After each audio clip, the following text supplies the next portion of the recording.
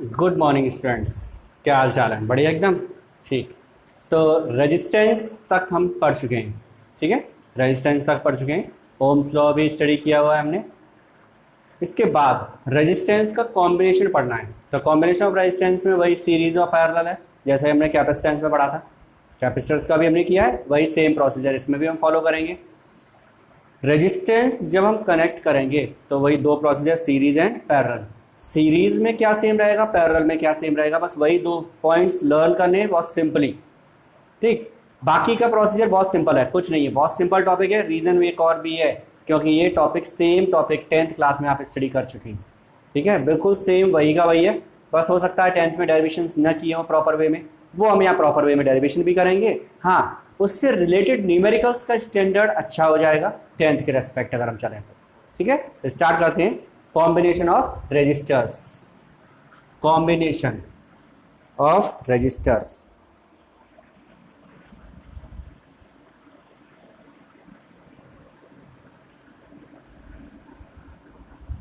Combination of resistors, ठीक है। तो वही दो कॉम्बिनेशन है। फर्स्ट, एक तो हम किस में कनेक्ट करेंगे इसे, in series. First is series. Series combination में क्या होगा, जैसे हमने क्या किया था, एक रेजिस्टेंस लिया, ये इसका सिंबल है, दूसरा रेजिस्टेंस कनेक्ट किया इसके साथ, थर्ड रेजिस्टेंस। मतलब वही जैसे कैपेसिटेंस में था, एक के बाद एक कनेक्ट करते जाओ, सीरीज तैयार। एक लगा दिया, फिर दूसरा, फिर थर्ड, फोर्थ, फिफ्थ, जितने हो एन तक कनेक्ट करते जाओ। यानी कि फर्स्ट का सेकंड, सेकंड का फर्स्ट, सेकंड का सेकंड, थर्ड का first, second first, second first, and को कनेक्ट करते जाओ। इसका सेकंड, इसका फर्स्ट, इसका सेकंड, इसका फर्स्ट, एक का लास्ट, एक का फर्स्ट, ऐसे सोच कनेक्ट करते जाओ तो वो क्या बन जाएगी, सीरीज। और इसे हम किससे कनेक्ट कर देंगे, किसी बैटरी से कनेक्ट कर देंगे। उसके साथ साथ एक की भी कनेक्ट कर देते हैं, ये की minus plus battery potential V हो गया कनेक्ट। अब क्या करना है हमें, इसके बाद यहाँ से हम करंट फ्लो कराएं तो यहाँ से जो करंट जाएगा वो विदाउट डिस्ट्रीब्यूशन, कहीं कोई डिस्ट्रीब्यूशन है ही नहीं, तीनों में देखो कैसा है, सेम।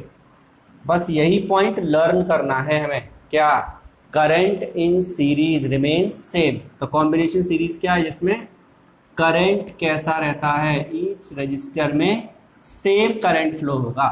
अगर सेम करंट फ्लो हो रहा है तो वो कॉम्बिनेशन क्या है, सीरीज। क्लियर। तो सीरीज कॉम्बिनेशन में क्या होगा, रेजिस्टेंस में, सभी रेजिस्टेंस में करंट कैसा होगा, सेम। क्लियर है। कैपेसिटर में क्या लर्न किया था हमने, कैपेसिटर में लर्न किया था ईच कैपेसिटर में चार्ज सेम था। तो एक चार्ज और करंट अप्रॉक्स एक ही जैसी चीज़ हो गई, क्यों, करंट भी क्या है, the flow of, rate of flow of charge, वही सेम कंसेप्ट है। तो इसमें क्या चीज़ सेम है, current is same, current same हो गया। प्रोसीजर वही, ओम्स लॉ को फॉलो करेंगे हम। We know that by ohm's law, ohm's law क्या है, V is equal to I R. Clear.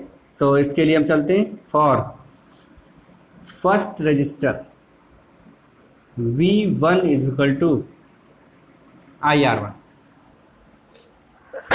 Sorry, V1 is equal to क्या होगा, आई आर वन। देखो इसके अक्रॉस पोटेंशियल डिफरेंस V1, इसके अक्रॉस पोटेंशियल डिफरेंस V2, इसके अक्रॉस पोटेंशियल डिफरेंस V3 हो गया। V1 is equal to I R one. Clear.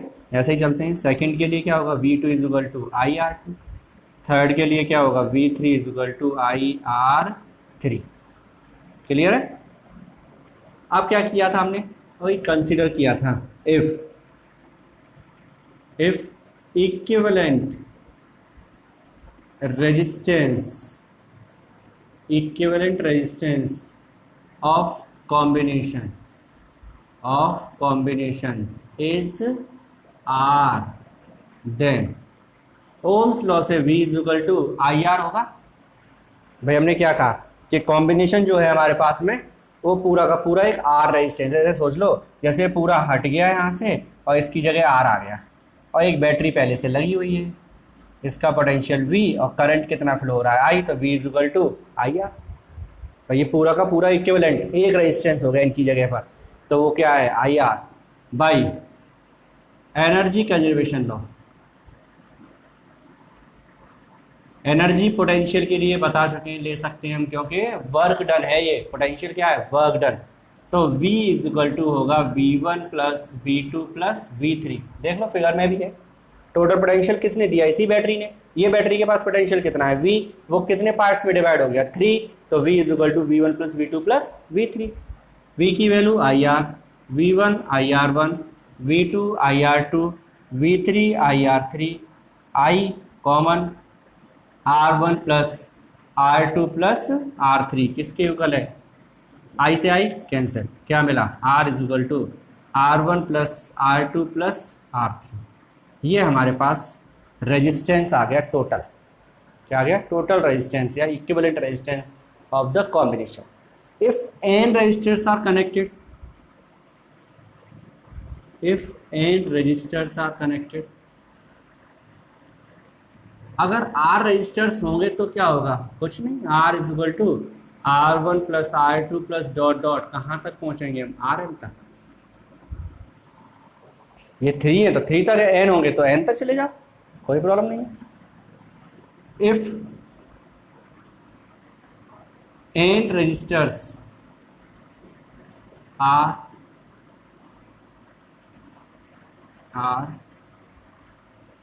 of same resistance,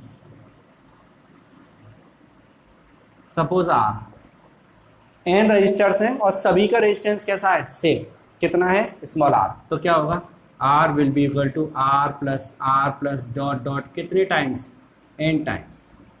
तो ये कितना हो जाएगा? NR। वही 1 प्लस 1 प्लस 1 कितना हो गया? 3। 1 प्लस 1 प्लस 1 प्लस 1 कितना हो गया? 4। 3 टाइम 3, 4 टाइम 4, उसी का मल्टीप्लाई कर दिया हमने। तो जब R R R ऐड करेंगे कितने टाइम ऐड करेंगे? n times. तो n का क्या कर देंगे हम? मल्टीप्लाई कर देंगे। तो R will be equal to NR। मतलब क्या हुआ? मतलब ये हुआ कि जो इक्विवेलेंट वैल्यू आएगी, रिजल्टेंट जो वैल्यू आएगी, वो क्या होगी? एक जो भी वैल्यू है उसका n टाइम्स। अगर हमने 4 कनेक्ट किए तो 4 टाइम्स ज़्यादा मिलेगा। 10 कनेक्ट कर देंगे तो 10 टाइम्स ज़्यादा रेजिस्टेंस हो जाएगा। तो सीरीज में रेजिस्टेंस की वैल्यू इंक्रीज होगी। इन सीरीज रेजिस्टेंस की वैल्यू क्या होगी? इंक्रीज। तो हम ऐसे लिख सकते हैं R इक्विवेलेंट जो वैल्यू आएगी वो बड़ी होगी किससे? मैक्सिमम वैल्यू से। जो भी उसमें मैक्सिमम वैल्यू होगी सीरीज में, ये सीरीज है 10 20 50 होगा, तो रिजल्टेंट जो आएगा वो 50 से बड़ा आएगा। भाई प्लस होगा, उसमें कुछ भी प्लस होगा तो बड़ा आएगा ही आएगा। क्लियर? तो सीरीज को कैसे लर्न करेंगे? बस एक लाइन लर्न करेंगे, ये in series current in all the resistors will be same. बस एक लाइन लर्न करनी है ओनली। क्लियर? क्लियर हो गया? ओके, स्क्रीनशॉट ले लो इसका।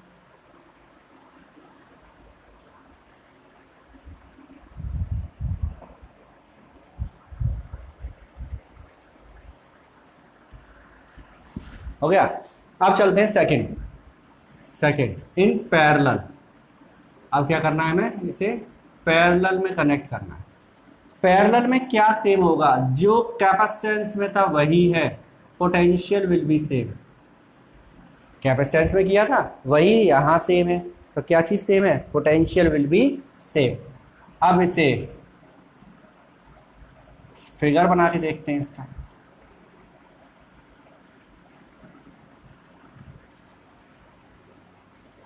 फिगर बनाते हैं, क्या कहता है फिगर। देखो इसमें क्या होगा? वही प्रोसीजर है इसमें भी। एक रेजिस्टेंस होगा, उसका एक एंड, दूसरे रेजिस्टेंस का एक एंड, तीसरे का भी एक एंड, मतलब एक एंड एक पॉइंट पर, दूसरा एंड दूसरे पॉइंट पर। ऐसा ही पैरेलल में हमने पोटेंशियल में उस कैपेसिटेंस में भी कर चुके हैं। और फिर इसे हम किससे कनेक्ट कर देंगे? बैटरी। चाहो तो क्या लगा दो? एक की माइनस प्लस पोटेंशियल कितना है? V। तो इसमें भी वही, ये पॉइंट A, ये पॉइंट B, AB के बीच में R1 है, AB के बीच में R2, AB के बीच में R3 और AB के बीच में ही बैटरी भी है। बैटरी A और B पोटेंशियल के बीच में। भाई इस और इसका डिफरेंस कितना होगा? V। तो इन्हीं के बीच में R1, डिफरेंस कितना होगा? V। इन्हीं के बीच में R2 है, इन्हीं के बीच में। तो पोटेंशियल कैसा होगा? Same in each resistor. तो रजिस्टर जब पैरेलल में कनेक्टेड होंगे तो सभी का पोटेंशियल सेम होगा। सीरीज में कनेक्ट होंगे तो करंट सेम होगा। बस ये 2 पॉइंट्स लर्न करने हैं और कुछ लर्न नहीं करना है इसमें। अब चलते हैं यहाँ से करंट भेजो, कितना जाएगा आई, यहाँ पर पहुँचकर ये 3 पार्ट्स में डिवाइड हो गया। इसमें गया सपोज I1, इसमें गया I2, इसमें गया I3, 3 पार्ट बन गए इसके, I1 I2 और I3, 3 पार्ट्स में डिवाइड हो जाएगा। यहाँ पर फिर वापस इकट्ठा होगा और लौट के फिर वापस, टोटल करंट आई यहाँ पर कितना हो गया आई। अब क्या है, अलग अलग ले लो ओम्स लॉ से, V is equal to I R, then I will be equal to V over R. तो फर्स्ट रजिस्टर के लिए I1 होगा V over R1, I2 will be equal to V over R2 and I3 will be equal to V upon R3। Clear, I1 I2 I3 आ गए। Equivalent resistance combination का यही है, तो V is equal to I R से I is equal to क्या होगा V over R, equation number second.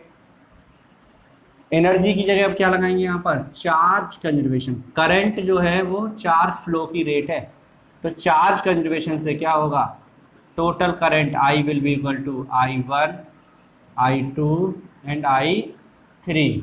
अब इसको हटा दो, इसको हटा देते हैं, ये गया यहाँ से गायब कर दिया, इसे भी हटा दो भाई, इसे भी, ये सब गायब कर दिया, लिखा हुआ काम आएगा वो छोड़ दिया इसे। तो I किसके इक्वल हो गया, I1 I2 and I3। I किसकी वैल्यू है V ओवर R, इसकी वैल्यू क्या है V ओवर R1, इसकी V ओवर R2, फिर V upon R3। V common 1 over R1 plus 1 upon R2 plus 1 upon R3, ये है V ओवर R, V से V cancel, R 1 upon R1 1 upon R2 1 upon R3, ये आ गया value, हो गई। तो इसमें क्या है, पोटेंशियल सेम होगा, करंट डिवाइड होगा, उसमें करंट सेम था, पोटेंशियल डिवाइड हो गया। एन रेजिस्टेंस के लिए क्या होगा, 1 over R is equal to 1 upon R1 plus 1 upon R2 plus dot dot 1 upon RN। N resistors हैं, सेम रेजिस्टेंस है, 1 upon R is equal to 1 over R plus 1 over R plus dot dot कितने times, N times, तो ये हो जाएगा N over R 1 upon R। तो R की value क्या आएगी, R बाई N, उल्टा कर दिया, मतलब रिजल्टेंट वैल्यू एक रजिस्टर से भी कम है। रिजल्टेंट जो वैल्यू आएगी हमारे पास में, इक्विवेलेंट वैल्यू आएगी, वो सबसे छोटे से भी कम होगी। क्या, R equivalent will be less than minimum resistance in the circuit. Circuit में जो सबसे छोटा रेजिस्टेंस होगा उससे भी छोटा आंसर आएगा ये। सीरीज में आंसर सबसे बड़े से भी बड़ा आएगा, will be greater than maximum resistance, और यहाँ पर will be less than minimum resistance. Clear, तो एक इसका कॉम्बिनेशन है पैरेलल, ठीक है। तो ज़्यादा टफ नहीं, बहुत सिंपल सा है, ओके, नोट कर लो इसे।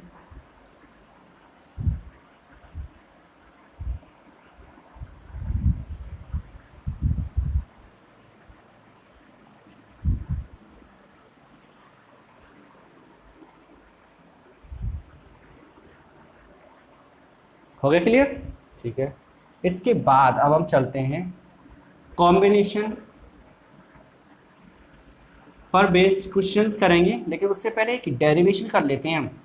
वो क्या है, क्वेश्चंस में सीधे यूज हो जाएगा, तो थोड़ा सा रिलैक्स रहेगा हमारे लिए, ठीक है। और इन्हीं सीरीज पैरेलल के जो रिजल्ट हैं उन्हीं का यूज करना है हमें उस प्रोसेस में।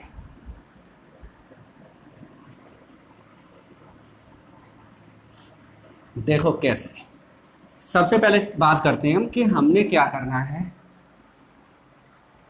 रेजिस्टेंस देखो कैसे लेके चलेंगे। जैसे सपोज हमारे पास एक रेजिस्टेंस है, ये पहले समझ लो, एक रेजिस्टेंस है ये R, ठीक है। हमने क्या किया, इस रेजिस्टेंस को ऐसे ना समझ के, ऐसे समझ लो जैसे कि ये कोई कंडक्टर है ही, ठीक है।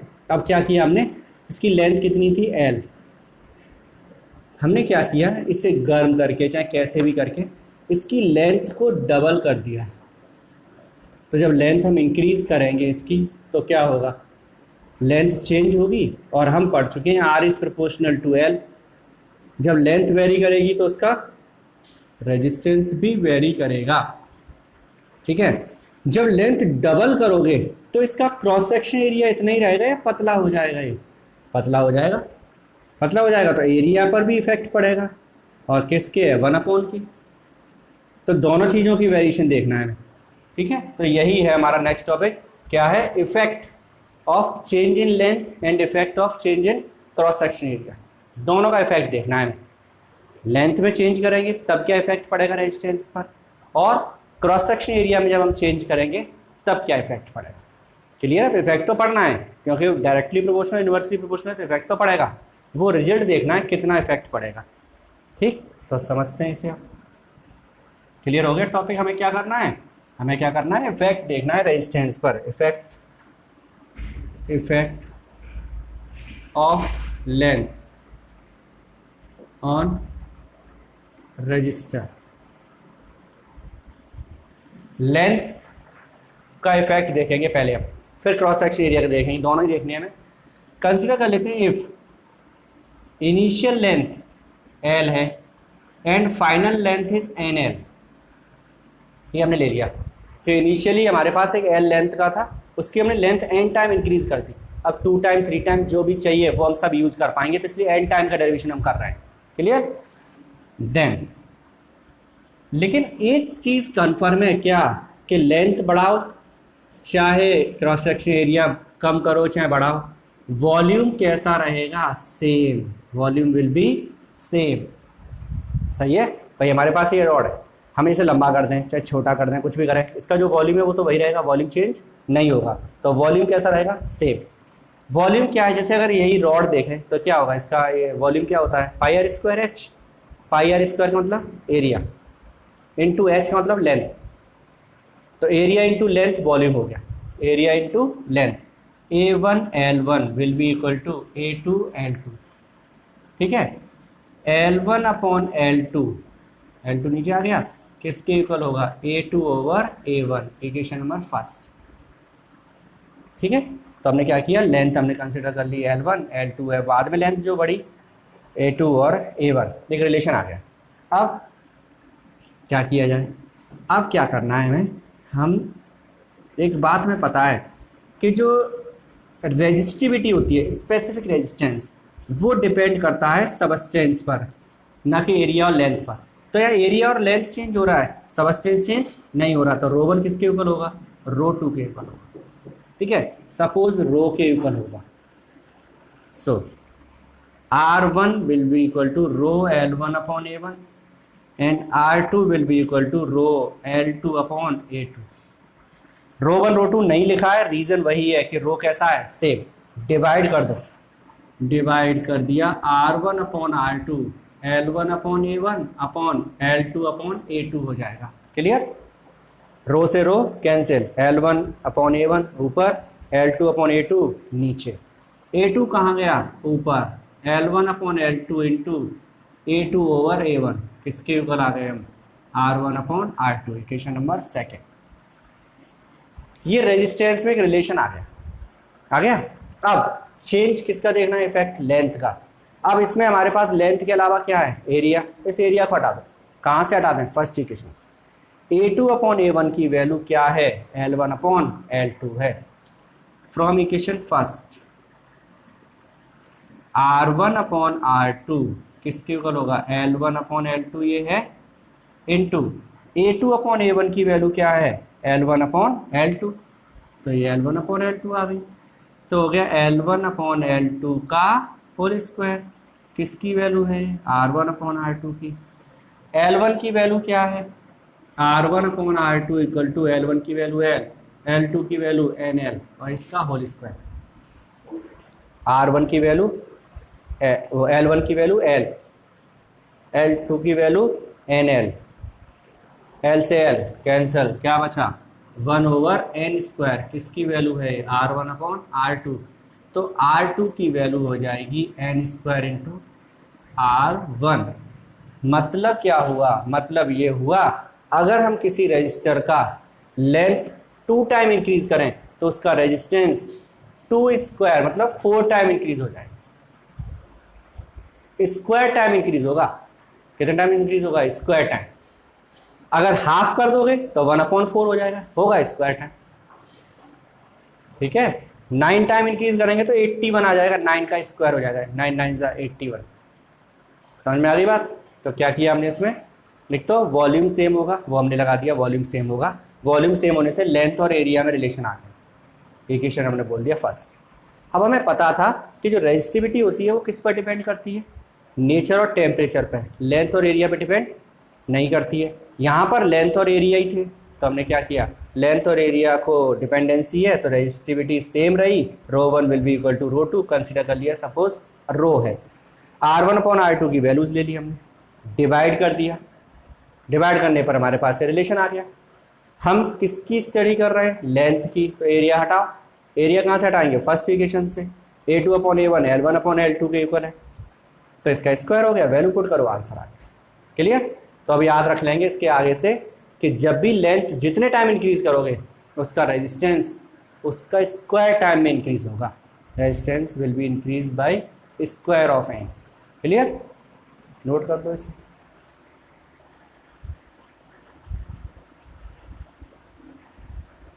हो गया? ठीक है। Effect of cross section area, अब हम ले रहे हैं इस क्रॉस सेक्शन एरिया का इफेक्ट, मतलब हम उसे पतला या मोटा करने में लगे हुए हैं, उसकी थिकनेस कम कर रहे हैं या थिकनेस को ज़्यादा करेंगे। अब यहाँ पर वही A1 सपोज A कंसिडर कर लेते हैं और A2 को क्या कंसिडर कर लिया, NA। ठीक है, क्योंकि अब एरिया लेके चल रहे हैं, ये यही रहेगा, ये भी यही रहेगा, यहाँ तक सेम, अच्छी बात है, यहाँ तक कैसा रहेगा, सेम। अब हमें क्या चाहिए, एरिया चाहिए, लेंथ नहीं चाहिए। लेंथ हटाओ इक्वेशन फर्स्ट से ही, L1 अपॉन L2 की वैल्यू क्या होगी, A2 upon A1, L1 upon L2 की value A2 upon A1, A2 upon A1 ये पहले से है, तो ये क्या आएगा यहाँ पर A2 ओवर A1 का होल स्क्वायर। समझ में आ गया? आ गया होगा, तो नॉर्मल सी बात है, पुराना प्रोसीजर सब सेम, पहले लेंथ पर इफेक्ट देख रहे थे तो एरिया हटा दिया था हमने, अब एरिया का इफेक्ट देख रहे हैं तो लेंथ हटा दी, A2 upon A1, A2 A1 की वैल्यू पुट कर दो, A2 क्या है NA और ये क्या है A से ये क्या मिला हमें n स्क्वायर, तो क्या आया I2 इज इक्वल टू आएगा R1 ओवर n स्क्वायर। देखो जरा सही है, R2 ऊपर जाएगा, n स्क्वायर कहाँ जाएगा, नीचे, तो R1 अपॉन n स्क्वायर। मतलब ये कि जब हम क्रॉस सेक्शन एरिया को क्या करेंगे, 2 टाइम इंक्रीज करेंगे, अगर हम n की वैल्यू 2 ले ली हमने, तो रेजिस्टेंस 4 टाइम डिक्रीज हो जाएगा, 1 अपॉन में आ जाएगा, उल्टा हो जाएगा। ये उल्टा वैसे भी होता है, एक चीज नोट करो, देखना रिजल्ट सेम आ रहे हैं, R प्रोपोर्शनल L था, R प्रोपोर्शनल 1 अपॉन ए था, रेजिस्टेंस लेंथ के साथ चलता है, एरिया के उल्टा चलता है, ये बात तुम्हें पता है ना पहले से, लेंथ के डायरेक्टली प्रोपोर्शनल है, क्रॉस सेक्शन एरिया के इनवर्सली प्रोपोर्शनल है, इसी से याद कर लो, स्क्वायर टाइम में चेंज आता है बस। लेंथ अगर डबल कर दी तो रेजिस्टेंस 4 टाइम बढ़ेगा, एरिया डबल कर दिया तो रेजिस्टेंस हाफ रह जाएगा, हाफ नहीं 1/4 रह जाएगा, स्क्वायर में चेंज होगा, स्क्वायर में, किस में चेंज होगा, स्क्वायर में। क्लियर? बस स्क्वायर में याद कर लो और रहेगा रिजल्ट वही पुराना वाला, नया कुछ नहीं है, डायरेक्टली प्रोपोर्शनल है तो डायरेक्टली आ रहा है, इनवर्सली है तो इनवर्सली आ रहा है, लेकिन चेंज किस में आ रहा है, स्क्वायर टाइम्स में आ रहा है। तो इसके कई क्वेश्चंस दिए हैं बुक में, ठीक है, तो उन्हें हम नोट कर पाएंगे, करो नोट।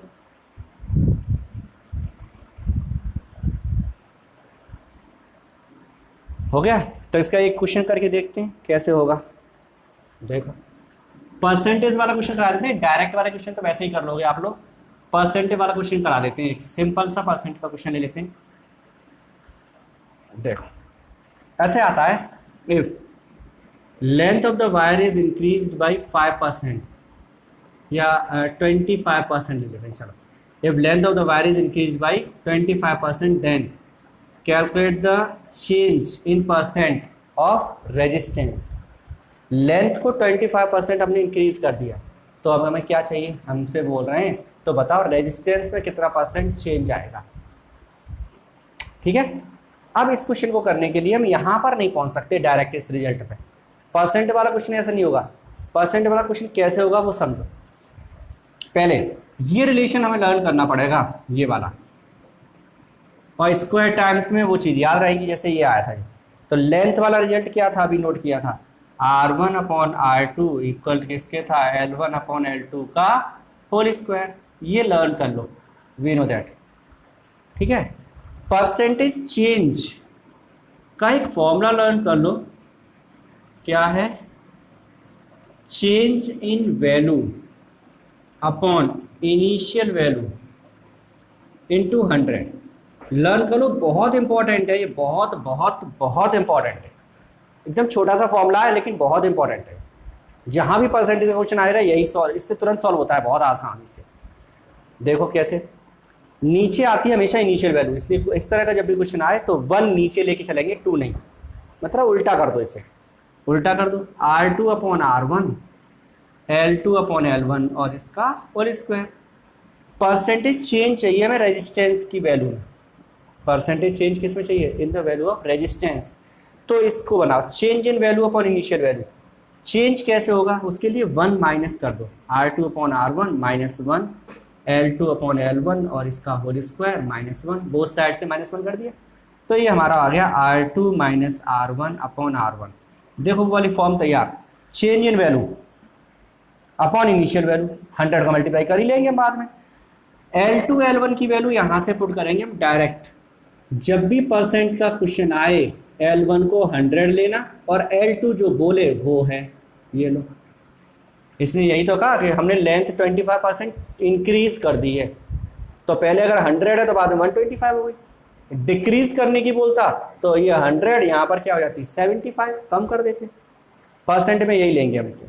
तो L2 की वैल्यू क्या है 125, L1 की वैल्यू क्या है 100 और इसका होल स्क्वायर माइनस 1। 25 5 जा, 25 4 जा, 25 अपॉन 16 माइनस 1। देखो सही है, 25 माइनस 25 अपॉन 16, 5 का स्क्वायर हो गया 25 और 4 नीचे उसका स्क्वायर हो गया 16 और माइनस 1 तो है ही हमारे पास में। एलसीएम ले लो, 16 एलसीएम हो जाएगा, 25 माइनस 16 हो जाएगा ये। 25 माइनस 16 क्या हो गया 9, 9 अपॉन 16 किसकी वैल्यू है R2 minus R1 upon R1। Percentage change के लिए क्या करेंगे हम, इसमें 100 का मल्टीप्लाई कर देंगे तो 900 अपॉन 16% आंसर आ गया। डिवाइड वगैरह तो कर ही लोगे, ठीक है। तो ये आ गया रिजल्ट हमारे पास। समझ गए बात को, क्या करना पड़ा हमें। परसेंटेज वाला आएगा तो इस तरह करेंगे। अगर डायरेक्ट आता कि हमने उसकी लेंथ को डबल कर दिया है, तो जो इससे पहले रिजल्ट आया था जैसे लेंथ डबल, तो L1 L, L2 की वैल्यू 2L, तो ये n हो गया एक तरह से। तो हमारे पास रिजल्ट क्या आया था, R2 is equal to n square R1, ये आया था। तो n की वैल्यू क्या हो जाएगी 2, तो क्या आएगा 4R1। R1 की वैल्यू गिवन होगी, उसका मल्टीप्लाई कर देंगे। समझ में आ गई बात। तो अगर डबल ट्रिपल की बात करता है तो डायरेक्ट यूज करेंगे, परसेंटेज की बात करेगा तो हम इसको यूज करेंगे डायरेक्ट। और लेकिन याद रखेंगे 1 कहाँ आएगा नीचे और 2 कहाँ आएगा ऊपर, इसे भी याद रखना। क्लियर। तो इस तरह के क्वेश्चंस भी हैं बुक में, वो भी आपको सॉल्व करने हैं। और कोई प्रॉब्लम हो अगर तो वो व्हाट्सअप नंबर है आपके पास में, उससे आप कांटेक्ट करके ले सकते हैं।